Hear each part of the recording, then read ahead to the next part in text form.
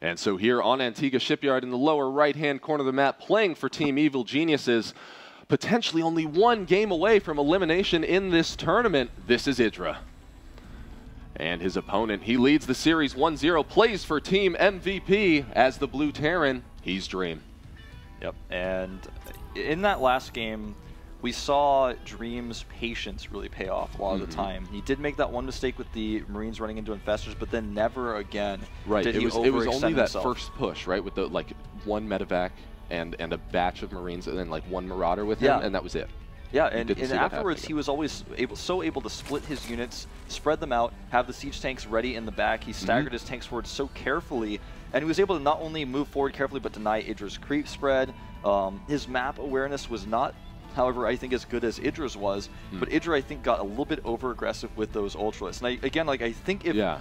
Well, there was the one engagement where like Dream started to push up at him, and Idra landed all of the fungals that he needed to. The Ultras seemed like, oh, okay, this is actually really going to be the best thing that could have happened for Idra. And then he like built more Ultralisks and like lost a couple Infestors. Yeah, and you know, as Total Biscuit pointed out earlier, he went with that one push with no chitinous plating and no 3-3 completed just yet, and that could have really turned the tide of one of those battles as well. So that extra armor on those Ultralists. Now, we talked a little bit about just how effective those Queens are when coupled with Ultralists, but think about how much more effective that transfuse heal actually is when your healing target has like 5 or 6 armor. Yeah, that's so potent. Well, I want to mention that we have a very non-Korean play coming down here for Dream. He's actually taken a gas at a normal timing here, but the thing is, this is, I think, definitely Dream's plan from the beginning. In a best of 3 against Idra, if you win the first game, might do an all in the second game. Might do a very aggressive opener that Idra might not expect. He checks the right side gas. He wants to go in and see the left one. It's not going to be easy for him. With the new Overlord speed, it's going to be a little bit easier.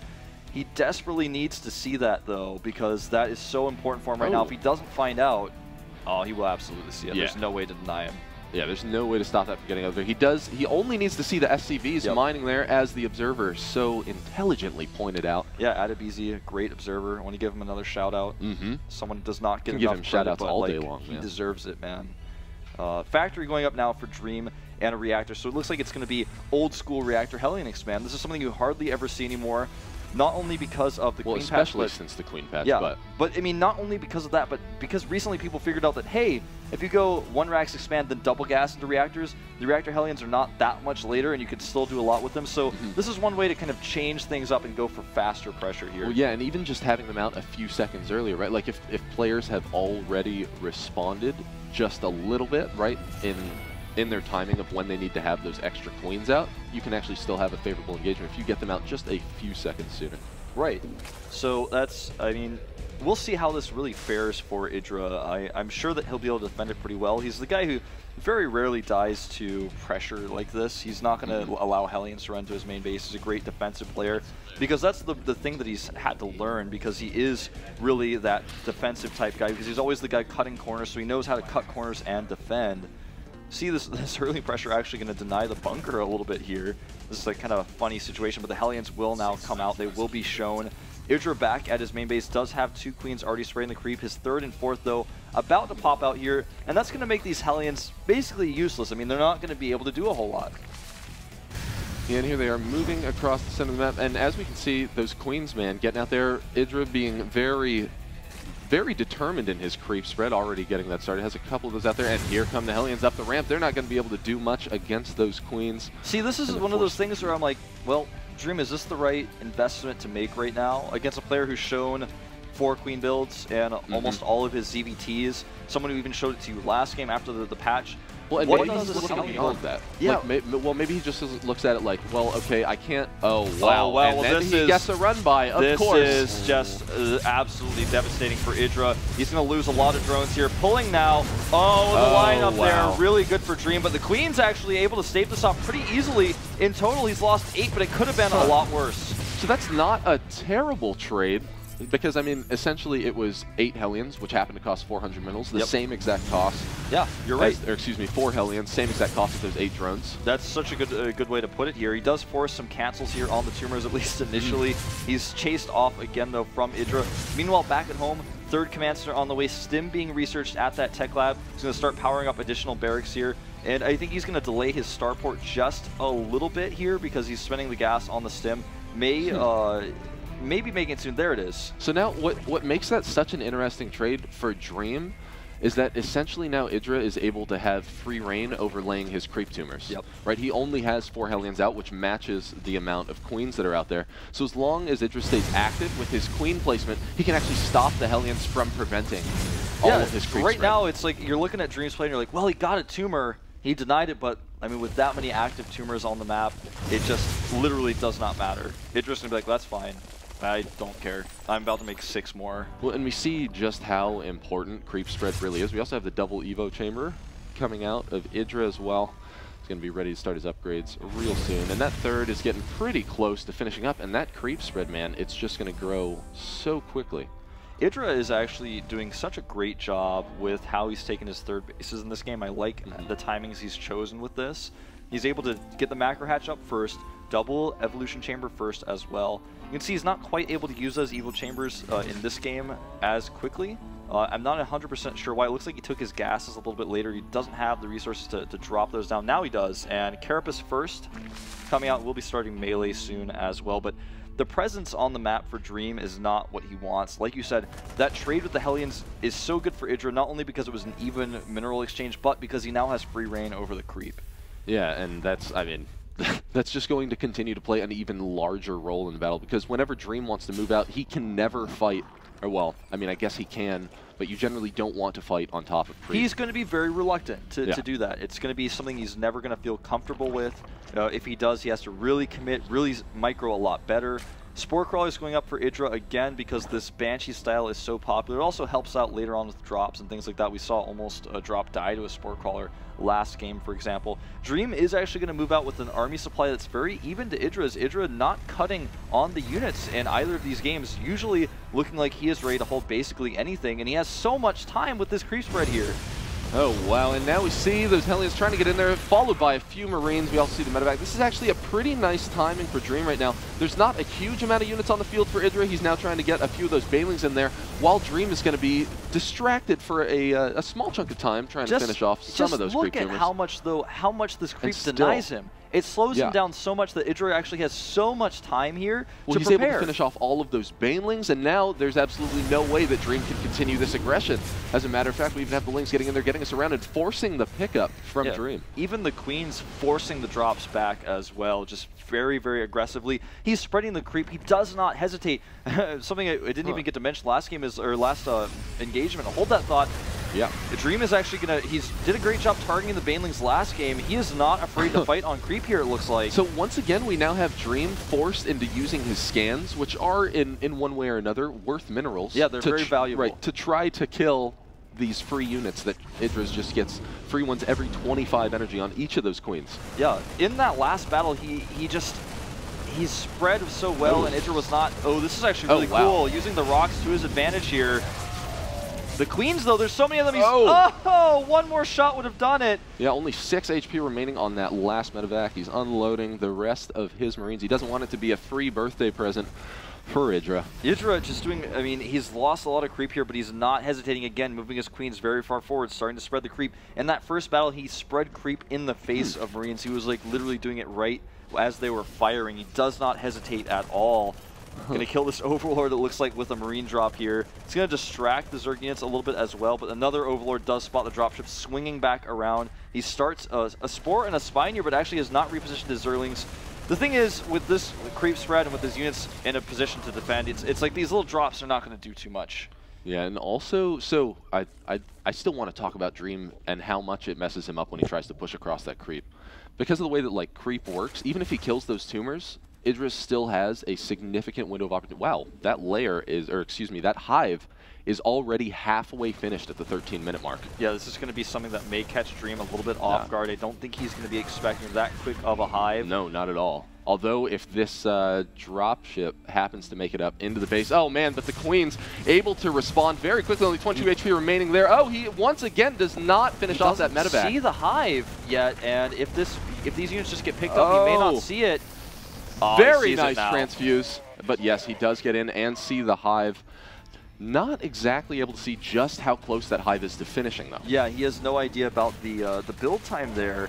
Idra doing such a great job of shutting these drops down, his vision, his map awareness. Look at his overlord placement on the map. It's just so meticulous. He's able to see basically everything right now on the map. You can see his vision. Look at the mini-map right now. It's just, he knows everything. The only thing that Dream has going for him is he's trying to use these drops to spot his opponent's composition, see when the infestors are coming out, and also get away with a little bit of harassment if he can. But Idra is going for a super fast Ultralist here again. Ahead with the upgrades once more. 2-2 finishing up here, getting adrenal glands right now. Oh. He's trying to leave the Baneling landmines out there, but of course the scans, I mean, he was just barely able to see them anyway, so there was almost no way that those were going to work. And now we have once again another scan. Oh man, taking down 6 live creep tumors that were unable to spread their love. And now Idra's setting up for a bit of a flank, although with the watchtower controlled, you can bet the Dream's going to be prepared. Yeah, I think he will be. This is an engagement that's really banking on a 1-2 punch. The Fungals and the Ultralist, he's going to need to use them in sync here. He has actually made 147 Zerglings right now. Does not have any Banelings, nor does he have Baneling speed. The first Ultralist is on the way. Idra did not have enough supply to make it early on. He needs to trade a little bit here. Going forward, a good spreading by Dream, but I think there may just be too many Zerglings. He has the upgrade advantage right now. 2-2 is not finished for Dream. Wow, completely overrun. Idra doing a great job landing those Fungals, allowing the Lings to get the all-important surround on those and just cleaning up the entire army. The upgrade advantage was important, but I feel like Dream underestimated Idra's Zergling count there. He was like, no, I think I can move in here, but it turned out, no, he could not. With 150 Zerglings out for Idra, now he's traded decently. He can make 6 Ultralists. Idra very far ahead in this game right now. Right now, Idra adding on his Spire as well. He's actually going to be in a very nice position here. We see him double expanding now both to the high yield in the center and to the middle left position at the bottom of the map. And now Dream is really going to have to figure, like, pull a miracle to get out of his situation. Yeah, Idra now is able to take the gold base even. With the control of the center, you can do that if you have this great of a supply lead. Dream continuing to produce 5 Mirages at a time, double tanks coming out, still double medevacs. He's building up to that same composition. We're basically seeing a repeat of the last game, except this time Idra has controlled the center and his creep is not being denied anymore. He has that map control. Dream still trying to make something happen with these drops. He's actually going to distract a lot of Idra's forces. Idra trying to decide what he wants to do here. He's actually going to go for a big attack. So what a smart pull from Idra. He only brings a few Lings down to get down there and try to defend the fish. And now we see this huge push through the center of the map. Those Fungals being landed. The Marines are unable to escape the cleave of the Ultralists as they close that oh-so-important gap. But there just may be too many medevacs keeping those units alive for far too long, and Idra's push has been thwarted. Yeah, from here, this is I mean, Idra needs to trade some resources. He's max, he's got better economy than his opponent, but now he's losing all his queens. He did not save his infestors. Meanwhile, the drop in the main base does continue. He's actually targeting down the infestation pit. I'm not sure if he's actually going to be able to get that. It's going to be very close. A few more shots will do it. He gets it. Wow, so he had one transfuse available onto one of those queens, but unfortunately that infestation pit does go down, which means we aren't going to see any more of those infestors out there, and those were so important in every single engagement that Idra's won. They're so important with Ultralists, with this type of composition Idra has built. It's so important, and not only that, Rob, but also he lost most of his infestors with that last engagement, so now he's going to have to stick with 3 infestors for quite some time. He's actually going for an engagement here, feels he has the advantage. A ton of Zerglings streaming in here. Dream, though, with a great split, a great concave. This could be a bit of a desperation play from Idra. He knows that he's not going to have too long to stay in this game, and as long as Dream's able to keep on top of his production, it's going to be rough. But man, that high amount of medevacs just keeping those units alive for so very long, especially with their 2-2 upgrades, and he's just about to finish up 3-3, likely as Idra's going to make it over to that side of the map. Yeah, and you know what? His control was just absolutely impeccable. Great splitting with his units, great pulling back, and now he's just going to fight these Ultras head-on without even kiting because he knows he can crush it. Idra losing a ton of resources here. He spent so much gas on these Ultralists. Oh. As far as I know, he didn't even make the Greater Spire yet. He has no transition ability. Yeah, well, it's just about to finish up. He's got about 15 seconds left on that Greater Spire. Now, that was really unfortunate. Idra had such a commanding lead. He had map control. He had the center of the map. Right. But that final engagement where he has nothing to kill those medevacs, and those medevacs make Dream's army last so long. He needed more Infestors, but he lost the pit, and even if he had the pit, he wouldn't have had the Infestors out early enough. Dream just great control there. Any other Terran, you know, a lesser Terran would have that would have been a good engagement for Idra, but Dream is on another level. He now has control of the center, and he has this gold base up, Rob. This gold base for him is going to allow him to push through the game. He can actually start trading now really, really easily against Idra's army. What can Idra do here? He's getting Baneling speed now, a little bit desperately, I feel. He has the Greater Spire, but he can't afford, he doesn't have the gas for Corruptors. Look at his gas count, it was at 0 just seconds ago.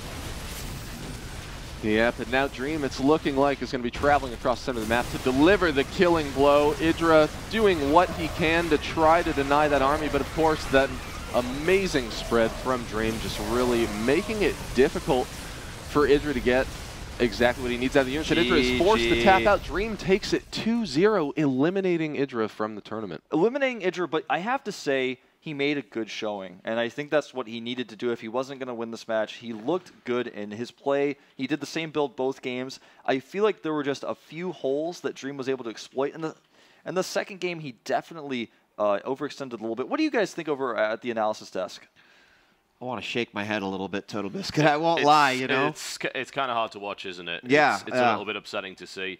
It's nice to see that he went with the Ultra build again. He's obviously got that build really well refined, and early it obviously works very well with the high Queen count. I don't know about producing Ultralisks that much. Yeah. If you don't have the Infestor count, he had the Link count this time around, and you'll notice in the early engagements where he had that Link count with the Ultras, it was wonderful for him.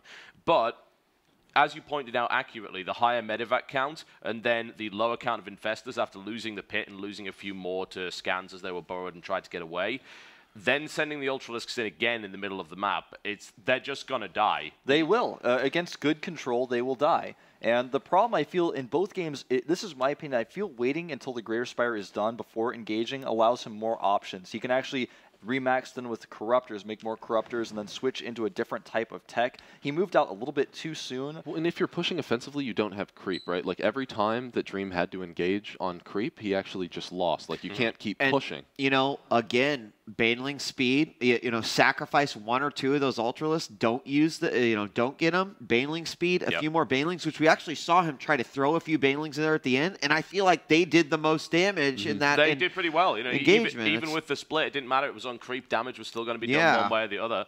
And that was only about 7 Banelings that he morphed in there. And it did really well, but it was a bit too late for that. I liked the attempt to go for the Baneling landmines, but he only tried it once. It got scanned immediately. If he'd landed even one of those, it could have made a huge difference. Because, of course, that completely bypasses the amount of medevacs that are there. It doesn't matter how many you got. All right, well, guys, guess what? While this match was going on, we had some updates going on. So we're going to give you a bracket update and some really interesting results, including Goody defeating MMA 2-0. Wow. Wow. Yes, yes. And then, that's of course, not a mistake, right? That's not a mistake. That's not a mistake. Goody defeated him 2-0. And we also had Select go down to Tefl in a 2-0 as well. And I got another treat for you guys. Okay. Yeah, you ready? Yeah. Well, Clutch is standing by with Goody right now, so we're going to get to hear from this guy who just took down MMA, eliminated from the MLG Spring Arena. Let's take it away to Clutch. Everybody, Clutch here. Goody, you defeated MMA 2-0. What happened in those matches? The first map was Daybreak. It was a macro game, and at the end we had base trade, and I just had the larger army, so I won. And the second map was kind of a build order win for me. He went for Cloak Banshees, and I pushed with Marine, Hellion, Medivac, and killed almost his whole economy. Now, your next matchup is at 2 o'clock this afternoon against Grubby. How do you feel about that next matchup? I won with Grubby in the invite qualifier for MLG, and then 1 week later I lost him in some other tournament, so I guess it will be really close. Well, Goody, congratulations. good luck in your next matchup. Now, guys, the paywall is activating here after this match. I'd like to thank Dr. Pepper for providing the first match today for free. But next up, it's Oz versus Alicia. All you have to do to continue watching this incredible StarCraft 2 action is to buy your season pass for $30. That's for the spring season, which will also include the spring championship, or $15 if you're a gold member, or $20 for the arena pass for this weekend. A lot more incredible StarCraft 2 action is going to happen this weekend. Back to you guys. Well, ladies and gentlemen, just as Clutch said, that does do it for the free match. Now, the paywall is going to be going up, so like he said, you can go ahead and purchase your ticket if you haven't already. So don't go anywhere. We'll see you next with Oz versus Alicia.